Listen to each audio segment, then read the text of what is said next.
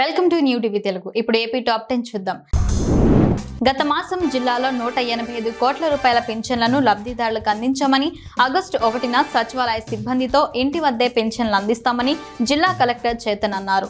ఈ సందర్భంగా ఆయన హిందూపురంలో విలేకరులతో మాట్లాడుతూ అన్నా క్యాంటీన్లను ఆగస్టు 15న ప్రారంభించేందుకు వాటి మరమ్మతులు చేస్తున్నట్లు వివరించారు. పెనుగొండ సబ్ కలెక్టర్ అపూర్వ భారత్, బార్ అసోసియేషన్ అధ్యక్షుడు రాజశేఖర్, డీఎస్పీ పాల్గొన్నారు. బుచ్చిరెడ్డిపాలెం పట్టణంలోని కృష్ణా హాల్ పక్కన ఉన్న లేఅవుట్లో ఇరిగేషన్ స్థలాన్ని కబ్జా చేశారని భారతీయ జనతా పార్టీ అధికారం జిల్లా ప్రతినిధి గంజం పెంచల ప్రసాద్ ఆరోపించారు. ఈ మేరకు ఒక ప్రకటనలో పేర్కొన్నారు. దాదాపుగా 66 అడుగులు ఉన్న కాలువను 3 అడుగులకు కుదించారని విమర్శించారు. ఇదే విషయమై ఇటీవల కలెక్టర్కు ఫిర్యాదు చేయడంతో సంబంధిత అధికారుల చేత పరిశీలిస్తామని చెప్పారు. కదిరి పట్టణంలోని మాసానంపేట ఉట్టి రూమ్స్ లో ముఖ్యమంత్రి చంద్రబాబు ఆదేశాల మేరకు రైస్ మిల్స్, కిరాణా మర్చెంట్స్ అసోసియేషన్ వారు రైతు బజార్ను ప్రారంభించారు. ఎమ్మెల్యే కందికుంట వెంకట ప్రసాద్ ముఖ్య అతిథిగా పాల్గొన్నారు. సామాన్య ప్రజలకు అందుబాటులో ఉండే విధంగా రైతు బజార్ను ప్రారంభించామని ఎమ్మెల్యే తెలిపారు. టీడీపీ నాయకులు, కార్యకర్తలు పాల్గొన్నారు. పెదబయలు మండలంలోని గోమంగి గ్రామంలో కరెంట్ కష్టాలు తీర్చాలని గిరిజనులు డిమాండ్ చేస్తున్నారు. గ్రామంలో వారం రోజులుగా కరెంట్ లేకపోవడంతో గర్భిణీలు, బాలింతలు, చిన్నారులు, వృద్ధులు చీకట్లో మగ్గుతున్నామని వాపోయారు. సంబంధిత అధికారులకు ఫిర్యాదు చేసినా పట్టించుకోవడం లేదని గిరిజనులు ఆవేదన వ్యక్తం చేస్తున్నారు. ఇప్పటికైనా సంబంధిత శాఖ ఉన్నతాధికారులు స్పందించాలని గోమంగి గిరిజనులు శుక్రవారం రాత్రి కోరారు. యువత మత్తు పదార్థాలకు బానిసలై తమ జీవితాలను నాశనం చేసుకుంటున్నారని ఏఐవైఎఫ్ రాష్ట్ర సహాయ కార్యదర్శి మొజ్జాడ యుగంధర్ అన్నారు. ఈ మేరకు ఇచ్చాపురంలో విద్యార్థులు మానవహారం చేపట్టారు.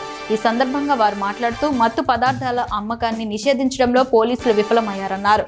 గుట్కా, కైని, గంజాయి, మత్తు పదార్థాల అక్రమ రవాణాలను అరికట్టాలన్నారు. గొలగొండ డాక్టర్ బిఆర్ అంబేద్కర్ గురుకుల పాఠశాలను ఎంపీడీఓ రత్నకుమారి సందర్శించారు. ఈ సందర్భంగా ఆమె విద్యార్థులకు అందిస్తున్న ఆహారాన్ని రుచి చూశారు. వంటగదిలోకి వెళ్లి శుభ్రతను పరిశీలించారు. విద్యార్థులతో మాట్లాడి గురుకుల పాఠశాలలో అందుతున్న సదుపాయాలను తెలుసుకున్నారు. విద్యార్థుల ఉన్నతికి ఉపాధ్యాయులు కృషి చేయాలన్నారు. విశాఖ దక్షిణ నియోజకవర్గంలో ఫ్లెక్సీల కలకలం రేగింది. 35వ వార్డు వైఎస్ఆర్సీపీతో పాటు కూటమి నేతల ఫ్లెక్సీలున్నాయి. అయితే కేవలం వైసీపీ ఫ్లెక్సీలను జీవీఎంసీ అధికారులు తొలగించారు. ఈ నేపథ్యంలో వైసీపీ నేతల అధికారులతో వాగ్వాదానికి దిగారు. దీంతో అధికారులు పోలీసులను ఆశ్రయించారు. పోలీసుల సహకారంతో వైసీపీ ఫ్లెక్సీలను మాత్రమే తొలగించారు. ఫారెస్ట్ ఆఫీస్ ఉన్న కణితి చర్మంపై ఫారెస్ట్ రేంజర్ బాలసుబ్రహ్మణ్యం వివరణ ఇచ్చారు. డాక్టర్ రిపోర్ట్ కోసం ఫారెస్ట్ కణితి చర్మం ఆఫీసులోనే ఉంచామన్నారు. డాక్టర్ రిపోర్ట్ రాగానే పంచనామా చేసి పూర్తి సమాచారం వెల్లడిస్తామని చెప్పారు. నిందితులను కోర్టులో హాజరుపరిచిన తర్వాతనే వదిలిపెట్టడం జరిగిందన్నారు. వన్యప్రాణులను చంపితే కఠిన శిక్షలు తప్పవని హెచ్చరించారు. నందిగామ పట్టణంలో ప్రభుత్వ రైతు బజార్లో పీడీఎఫ్ అధికారిని మంగమ్మ తనిఖీలు చేశారు. బినామీ పేర్లతో రైతు బజార్లో వ్యాపారులు నిర్వహిస్తున్న 16 దుకాణదారుల గుర్తింపు కార్డులను నందిగామ రద్దు చేసినట్లు తెలిపారు. రైతు బజార్ని ఆమె ఆకస్మికంగా తనిఖీ చేసి పలు రికార్డులు పరిశీలించి బినామీ పేర్లతో ఉన్న షాపులను గుర్తించి గుర్తింపు కార్డులను తొలగించారు.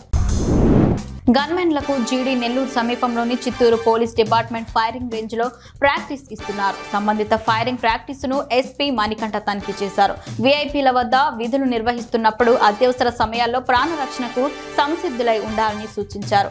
అధికారుల సూచనల మేరకు ప్రాక్టీస్ పకడ్బందీగా చేయాలని ఆదేశించారు.